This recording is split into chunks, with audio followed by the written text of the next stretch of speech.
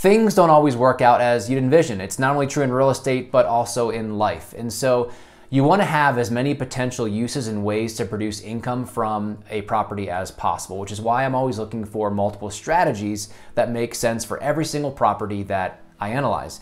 In particular, I believe you need at least 2 strategies that will help you achieve your real estate investing goals, but ideally as many as possible. Now, in this video, we'll discuss some rental strategies to consider when evaluating properties. We'll also discuss some creative ways of evaluating and looking at properties, some ways to think about them to unlock hidden potential that others might not be thinking about.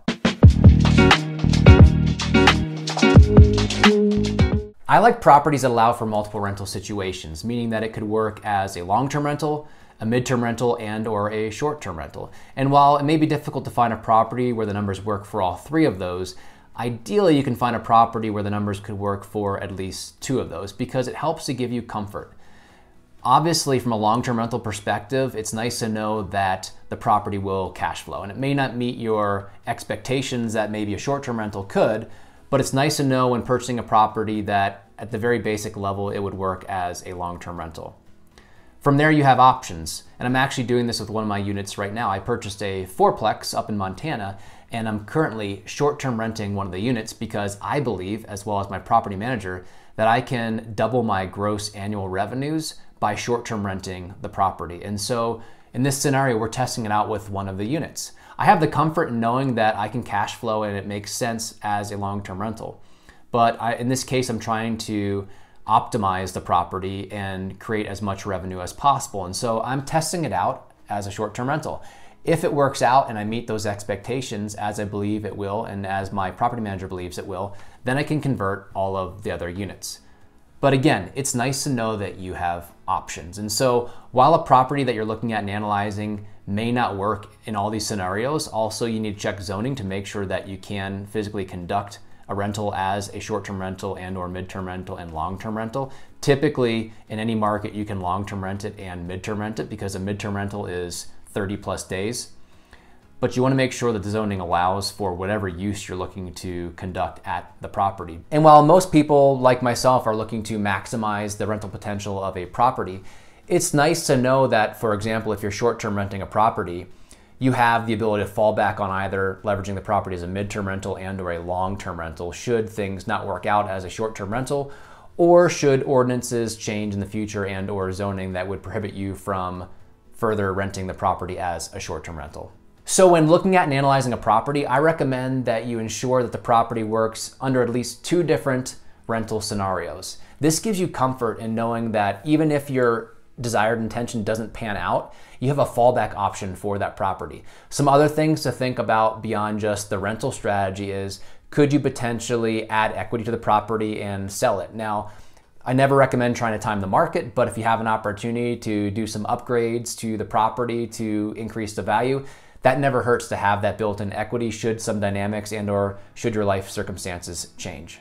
So net, you always want to make sure that you have options for your property, whether that's rental strategies and different rental options and formats for the property, whether that's various exit strategies. The more options you have, the more comfort you have in making the decision to purchase a particular property. For some, this can mean the difference between either getting started and or continuing to invest, or maybe never even getting started at all. Your mindset going into a deal is crucial as well. I always tell myself that it will take between 1 to 2 years to get a property fully optimized to its highest potential. You could be inheriting tenants that you need to deal with, and or you may need to do some maintenance on the property in order to get it to its highest and best use. And so I like to allow for enough time for this to happen with each of my properties. Of course, like anyone else, my goal is to get the property fully optimized as soon as possible, but this can take time, especially depending on the time of year that you purchase the property. Another way to give yourself a bit of a buffer with any purchase, and along with that some flexibility should market dynamics change, is to buy right.